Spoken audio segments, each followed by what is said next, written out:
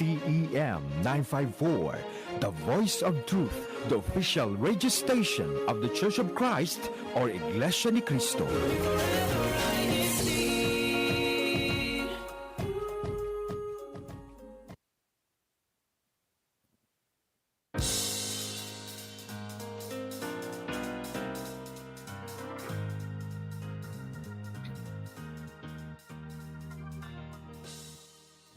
Welcome to INCRadio, South Central State's satellite studio.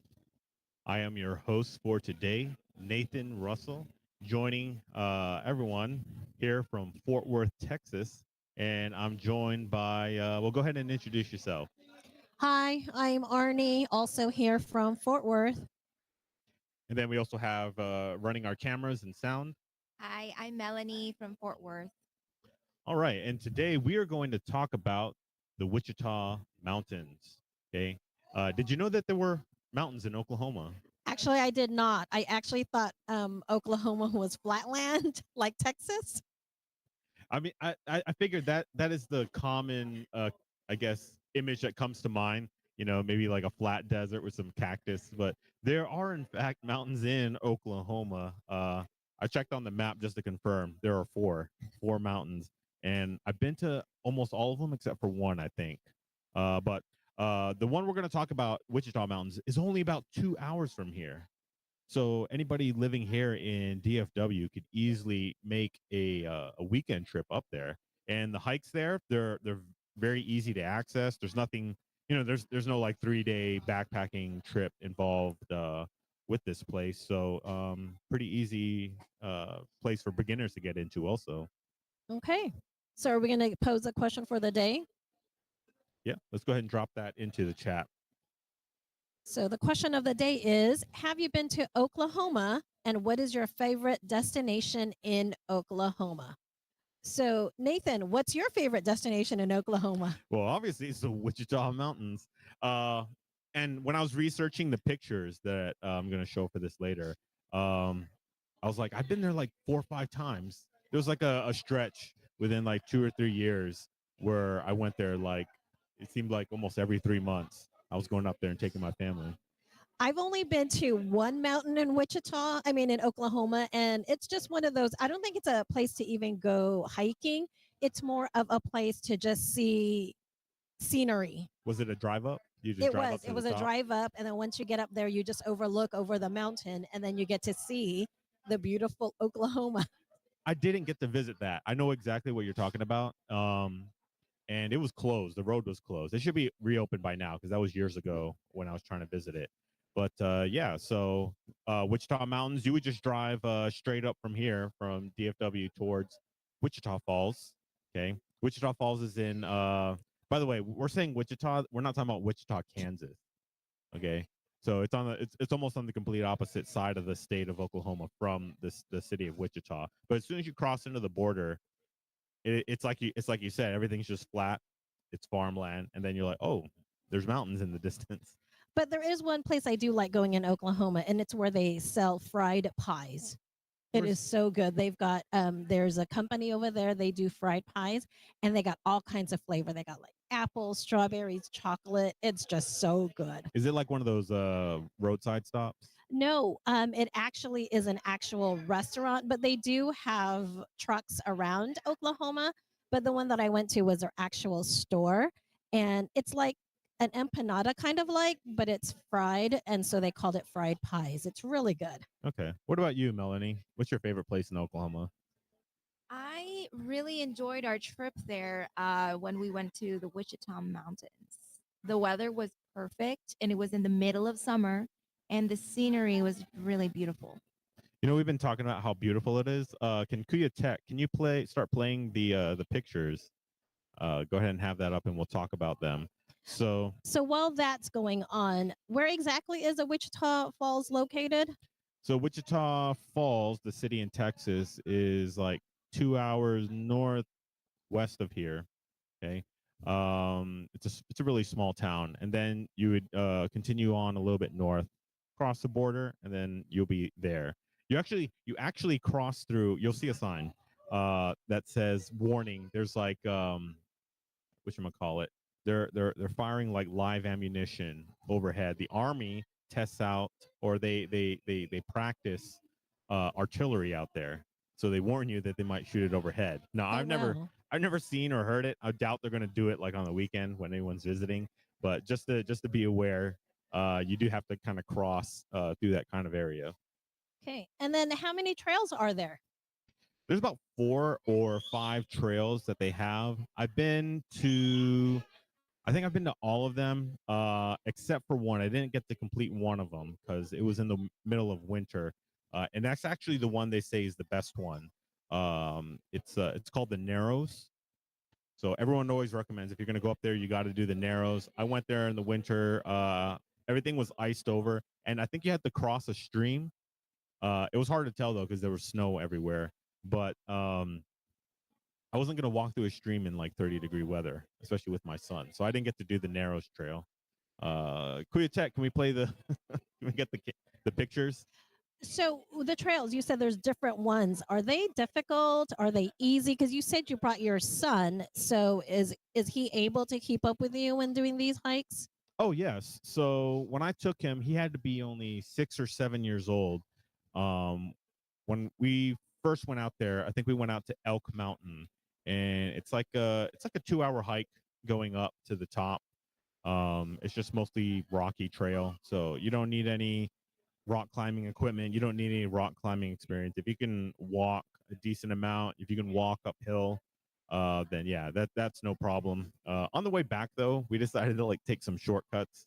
We thought it was a shortcut trail. I think it's actually a stream, a dried up stream that runs down the mountain. So that was not a good idea, which is advice to anyone who goes hiking. Make sure you stay on the trails.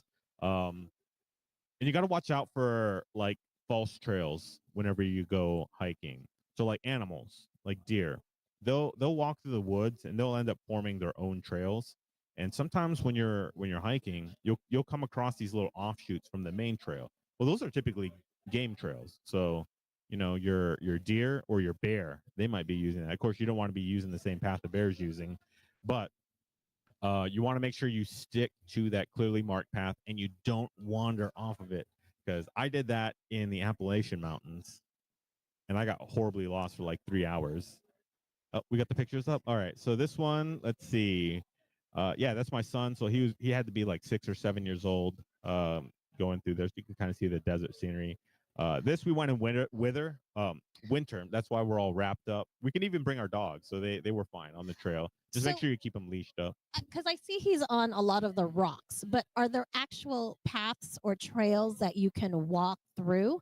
Yeah. So what we're seeing right now, this is the rock garden. So this is only one of the trails that's very, very rocky. We had to turn around because my son was too small to be able to climb over all of the rocks. So if you are into that, if you want to climb across boulders, you can. Most of the trail going to that is just pretty straightforward. It's just a dirt trail though. So this was in winter. So here you can see we're in a little river valley. That's actually very pretty. I didn't even think there was a river that would run across there. Oh yeah, there's a few streams that run across. Then here's the canyon that we went to. You can actually climb into the canyon. There's some spots where it's not too steep. So yeah, you can see you got a little bit of the desert scenery. So this is winter, of course, so tends to dry out.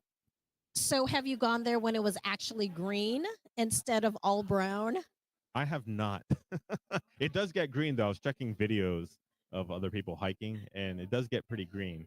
So here, did you know it snows in Oklahoma? See, that one is pretty. That one's actually nice because it makes the scenery look nice Yeah. compared to all the brown earlier. So you can pretty much visit this place year round. Maybe not deep in summer. I probably wouldn't go.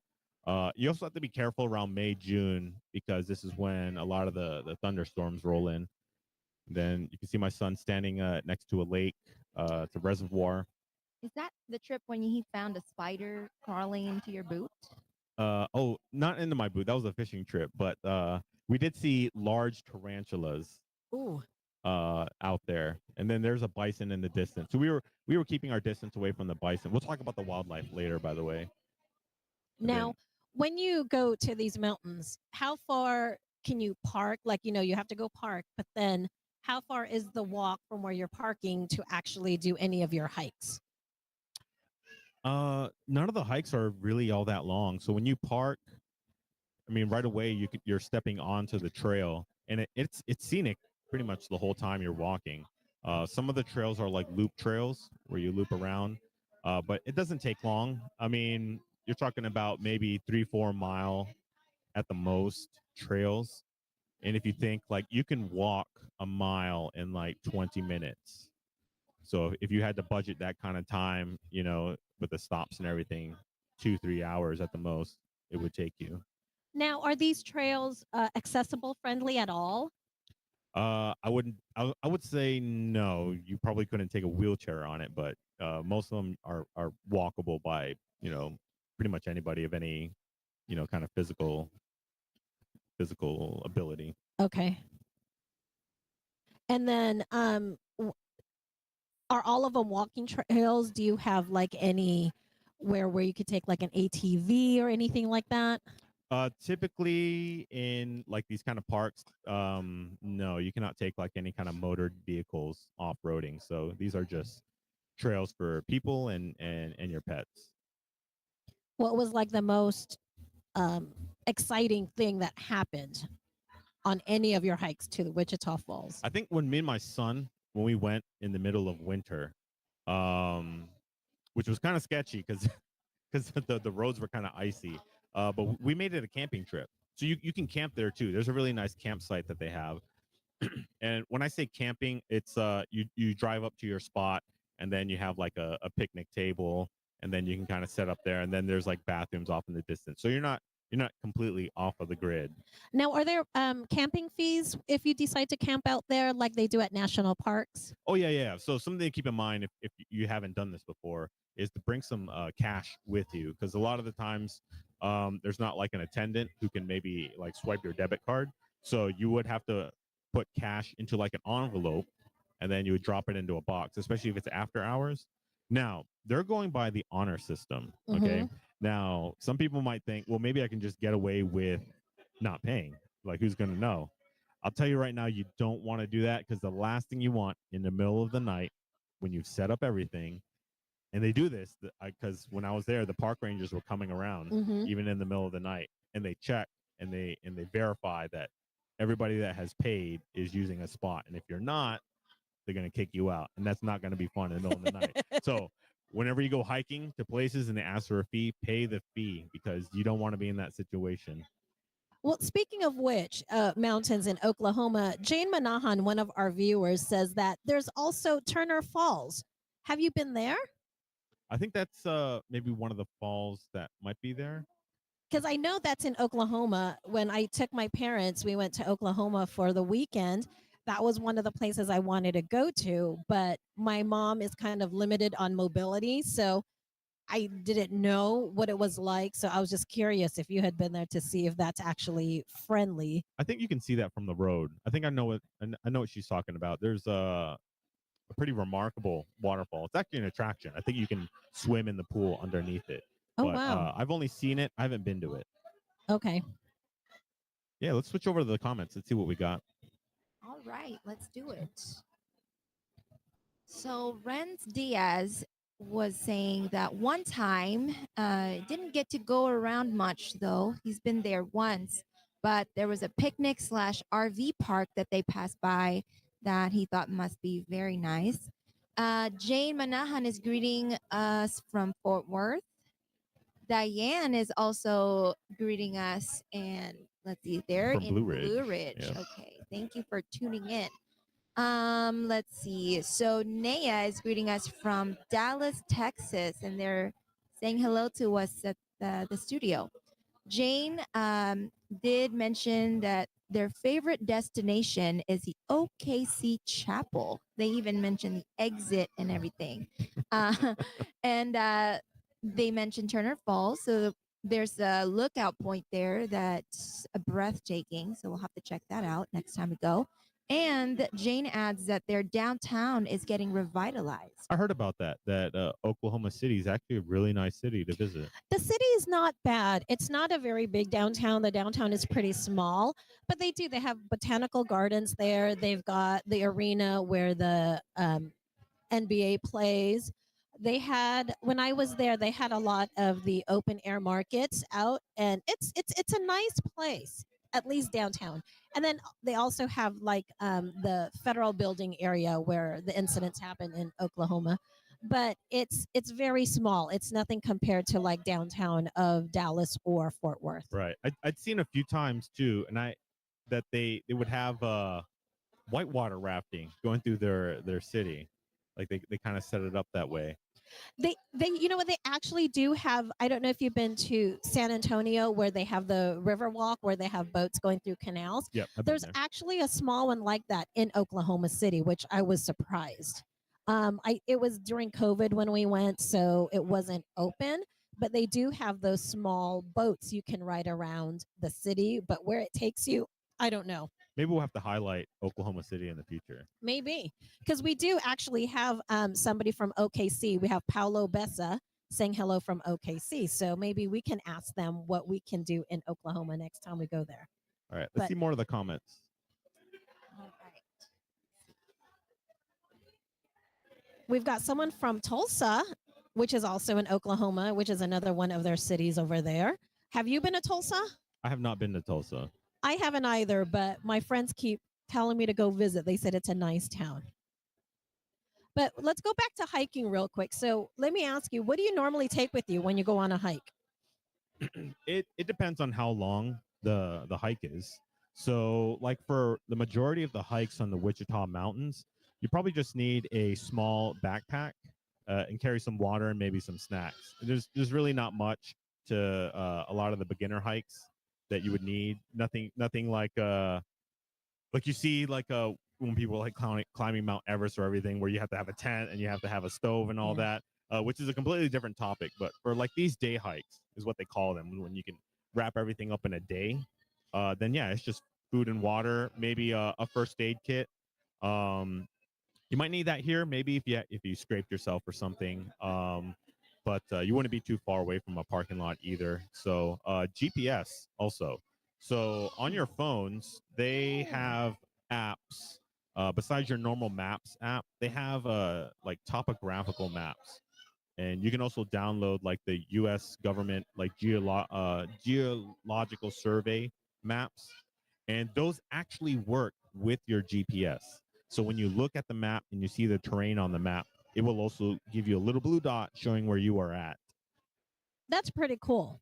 So usually when my sisters and I go hiking with our nephews, they do bring a lot of food, like a lot of snacks. And sometimes they'll make spam musubi or something that's easy to eat while you're on the move.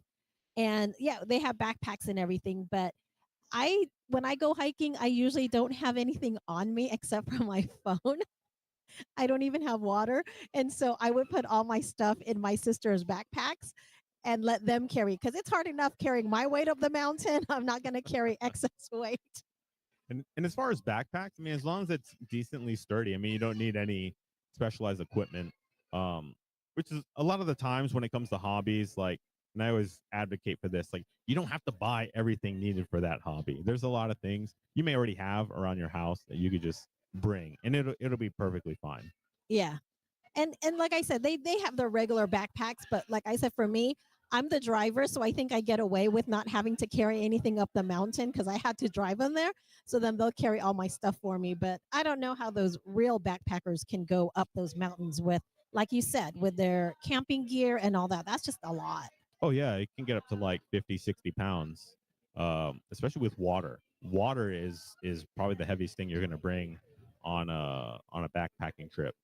But yeah, for day hikes, yeah, just a small backpack's fine. I've seen people with like the camel backpacks. I think is that what it's called? Yeah, so what you're talking about is like it's a backpack that has a water bladder in it, and then you run it's like a rubber line, like a hose, and then you can sip straight out of it.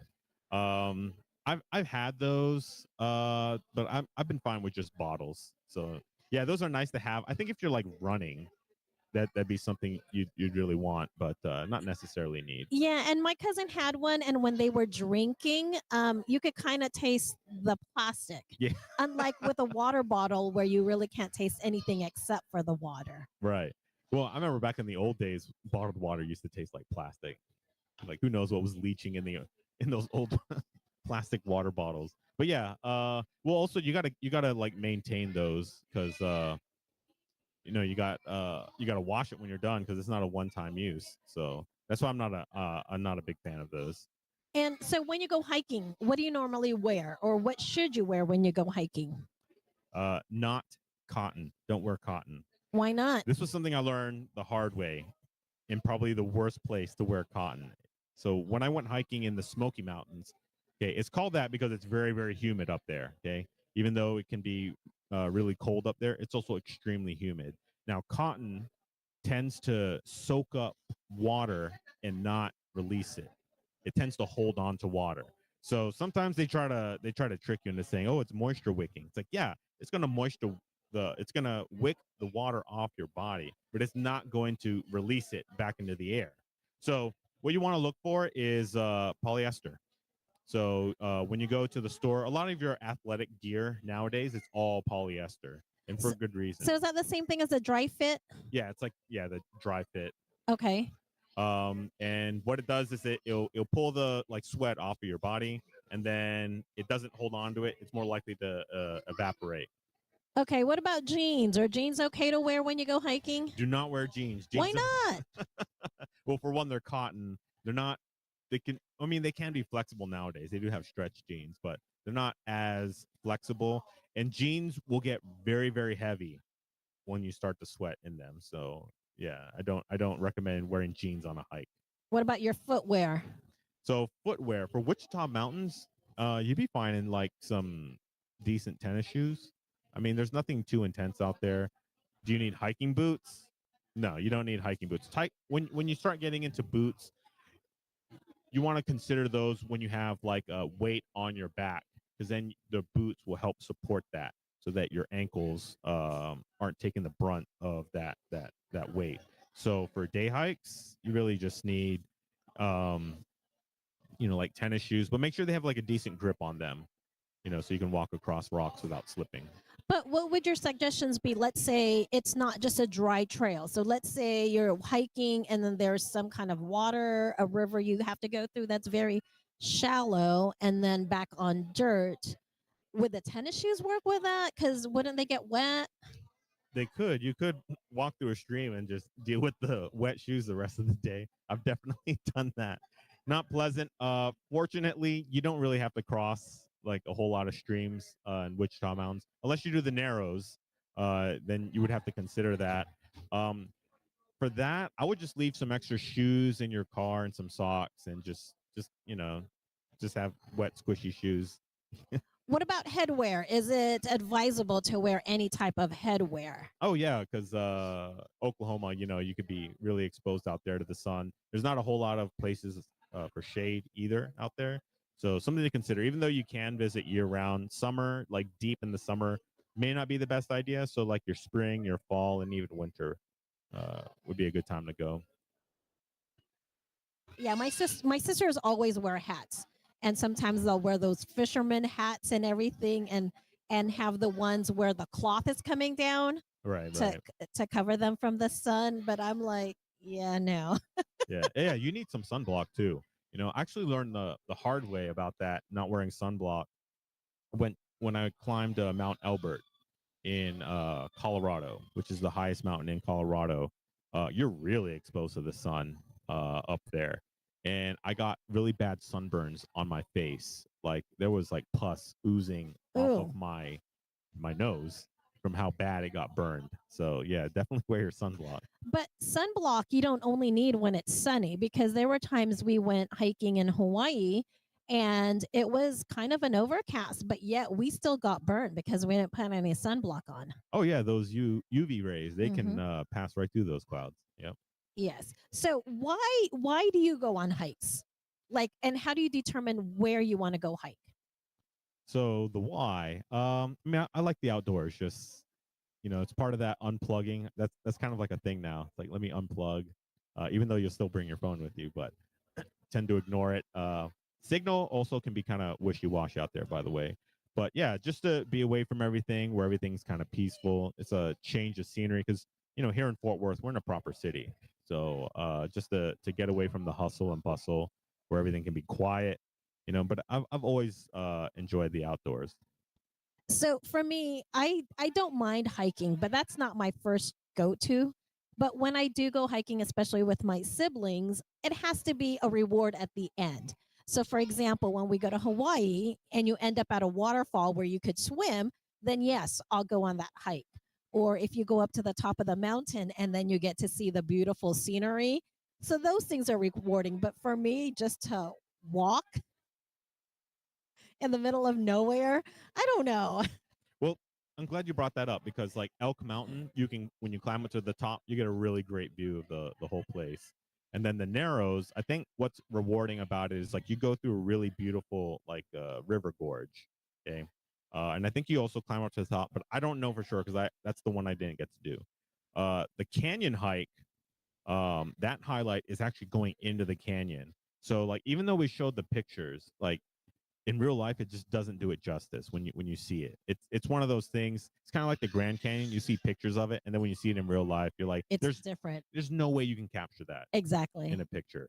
And climbing into the canyon is rewarding because you're like, oh, I'm climbing into a canyon. You can climb all the way down, to the little stream that they have.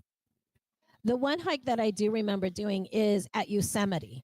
So, beside the fact that it had the beautiful scenery, I think the whole hiking community is pretty cool because, you could see people are struggling, they still have a ways to go. And as people are coming down, they're like, keep going, you're almost there, you'll make it. And I think that's pretty cool when people do that. Oh, yeah. Where's Yosemite, by the way? It is in California. In California. Yes. Nice. Yes, not too far of a drive. It's from Sacramento. I want to say it was like a 3-hour drive, and then we just stayed overnight at a cabin over there, and then did all day. And with Yosemite, there's like so many different things to see. I highly suggest do not go during the summer because it gets really crowded. And sometimes with Yosemite, you do have to make reservations, but it's a really nice place to go and hike. And that's kind of the appeal of the Wichita Mountains also, is that it's not really one of those destinations, but it definitely deserves to be because of how beautiful everything is. Maybe because it's not as difficult. You're not gonna have a stories of like, oh, I hiked 9 miles and there was a struggle and this and that. No, but it is very beautiful there. But well, what about safety precautions? What safety precautions do you have to take anytime you think of going hiking? well, for one, not to get lost. So that's where you want to study the map a little bit and the trail you're going on. And what I do is I look at the big picture. So like if I know I am hiking in this general area and I know that there's a road like north of where I'm going to be hiking, I would just tell myself, all right, worst case scenario, you get completely lost, just head north. Hopefully you have a compass on you because if you think you're gonna like read moss off of a rock or something, that ain't happening. I heard that's not true either. That's not completely true. But yeah, make sure that you don't get lost. So GPS. If you need to have a power bank in case your phone runs out of battery. But yeah, just light study of the maps. It can be easy to get lost, and when you get lost, the best thing to do is to not let your nerves get you because the panic is going to really seep in, and you have to kind of suppress that and keep your mind at ease and just okay, one step at a time. Let's rationalize this. Let's try to solve our way out. But other things to consider too is the wildlife in Wichita Mountains. There are bison out there. There's a bison herd out there, and bison, they look like cute, cuddly, furry cows, but they are probably the opposite of that. They are not cute. They're not cuddly. Definitely, they will hurt you if you get close to them, and that's why you saw in the picture earlier, we were keeping our distance away. That bison was smack dab in the middle of that trail, so we took probably a good 300 yards around it to completely avoid it. And that's the thing. Before you do any of these hiking trails, are there any warnings? Like, let's say that there could possibly be coyotes on the trails. Do you know if that's something that they post before you actually start your hike? Oh yeah, for most parks, when they have like a information board, they'll have at the beginning of the trail. They'll tell you what animals are out there, what to look out for, how to deal with it if you run into it. I mean, like I remember there's like warnings for snakes. I never seen a snake out there, but there are snakes out there. I was watching a video and there was this very large snake, and I didn't know if it was venomous or not. So I called my son in and he said, "Oh, that's a hognose snake. It's not venomous." It's like, but you wouldn't know. You just see that's a really big snake. Yeah, for snakes, just keep an eye on the ground. They do like to blend in a little bit. Be careful about like stepping over certain rocks or reaching into places that you can't see. And that's typically how you can avoid snakes. I think your definition of hiking is totally different from my definition of hiking. Because when you're saying bring a compass, make sure you don't get lost, the trails that my sisters and I go on, I think they're more of a commercialized trail where there's actually a path and there's no way for you to get lost because you're just walking the path to some type of destination and then walking back. Right. Well, it's like that in Wichita Mountains. You know, it's established paths, but like if you want to go into the canyon, you're gonna have to go off path to see that. So just be aware, like, okay, I'm going into the canyon this way. I need to come back out this way, and then this is where the trail is. Um, Another thing you can do is like, you shouldn't litter, but I have taken like little items and tied them off onto like a branch or something, so I can find my way back. Just be sure you don't leave that out there. The whole leave no trace mentality. Yes. And then also electronic wise, what should you bring to make sure you still have, like, let's say you said, like, if you get lost and you need your cell phone, what do you got to bring to make sure your battery doesn't die while you're out in the middle of nowhere? So, I mean, you can get power banks, secondary power. That's pretty much all you could do. Or also, if you're not getting signal, this is important. Okay, if you're at a place and you notice that, put your phone on airplane mode, because if it's not, it will search for signal constantly, and that tends to eat up a lot of battery when it tries to search for signal. So that's one way you can preserve it. And just like flip it on if you need to, for whatever reason, check wherever you're at. Because I think in order for you to use your GPS, you do have to have a GPS signal going up to the satellite. So you would have to take it off airplane mode. So the different trails that you did in Wichita Mountains, did they have service pretty much, or were there spots where you had no service whatsoever? I think it was very spotty. I wouldn't rely on it because it's not really near any residential areas. So you might be able to get some signal when you get to the tops of some of the mountains. That was my experience in like Colorado, like no signal at all in the valleys, of course, because you're not going to get any signal dipping down. But once you get to the top, you might get some signal. I think that's the only difference with all the hikes that we did in Hawaii. We had signal the whole time. And so you see everyone there like constantly taking pictures and posting it on social media as they're doing the hike. So I think that's the one difference. Right. And there's nothing wrong with that, if it's your hobby to share where you're going and share that with others. So what other tips do you have for any, let's say like a beginner hiker? What's a good place for them to start? To start, well, the Elk Mountain Trail, that one's good because you do get that reward of being at the top, and also the where you can go down into the canyon. So 'cause that one's not hard to climb into. Just don't climb anything that you're scared of. Okay, there's ways to get into that canyon that are not scary. You can just walk your way down, but you could also, try to cliff hang your way down also. So, yeah, if you've never done any rock climbing, because there's not going to be any ropes or anything, then just don't do anything that goes beyond your ability. So, like I said, I don't hike much, but when I do, I am very daring because when I see boulders and other stuff like that, I would rather walk and hop on those than actually do the trail. Right. Yeah, and there's lots of that to do there. So, yeah, a little bit of, everything for everybody out there, really. It's just, well, maybe not for like backpackers. There's no really long trails out there, but yeah. Do we have any more comments? Let's check. I did see somebody from Oklahoma say that they've lived there their entire life, but they have not been to the mountains, and that was Leanne. There are also some more greetings here. So we have Robert saying, shout out to our INCRadio fam in SES, and they're all the way from INCRadio, Florida. Yeah, they're the show that comes on right before us. Hi, Robert. And they say that there's some great topics and advice here, and they've been inspired to check out the Wichita Mountains just by watching the show. So I hope you get to do that. And then we also have a greeting from Rochelton from Fort Worth. So, Robert, if you ever come out here for a hike, give us a call. We'll take you out there. And also Leanne Navarro greeting us. Yeah, so they said a hello again, and thank you so much for tuning in. Yeah. So Leanne, she's up in OKC. So, and the Wichita Mountains, they're just right outside. What's the name of that town? Lawton.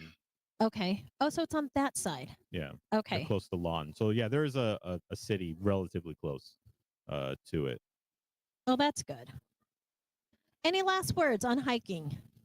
Any last words? Yeah, get out there. You know, a lot of these places are fairly accessible. You can find the websites where you can get all the information.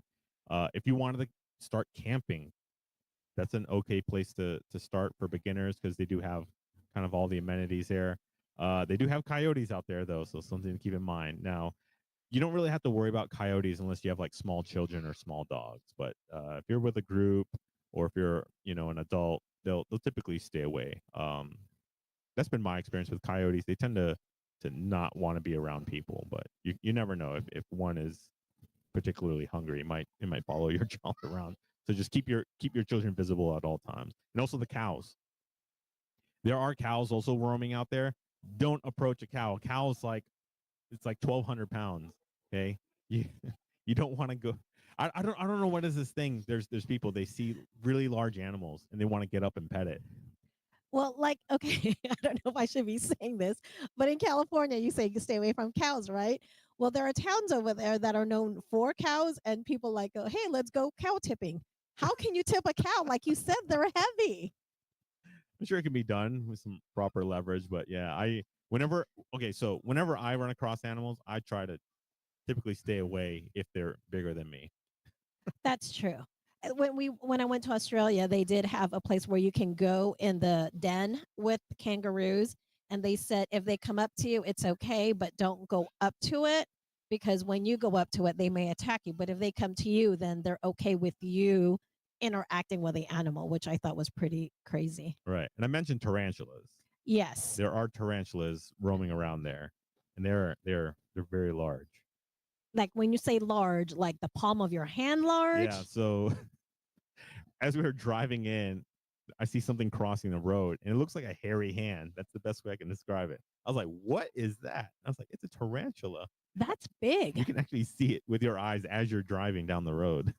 No, that's crazy. That is so crazy. With tarantulas, they can bite. My son's been bitten by a tarantula, but it wasn't that big of a deal. So they're not. If you get bitten, you don't have to rush to the hospital necessarily. You'll be okay. So it's not as deadly as a black widow. No, according to him. Well, he's been bitten by one, so. Because I see he likes spiders. Yeah, he does, unfortunately. And snakes. Unfortunately. Hey, he's a boy though, so that's okay. Let me tell you a funny story. Okay, he loves spiders, and so he bought like one of those, a giant like rubber spider. It's a toy, and he decided he was going to hide it in his in his closet. Okay, so he's hiding it on the top shelf where you can't see it. Well, we were moving his room into one of the other rooms, and so I was cleaning out the closet, and I'm sweeping the stuff.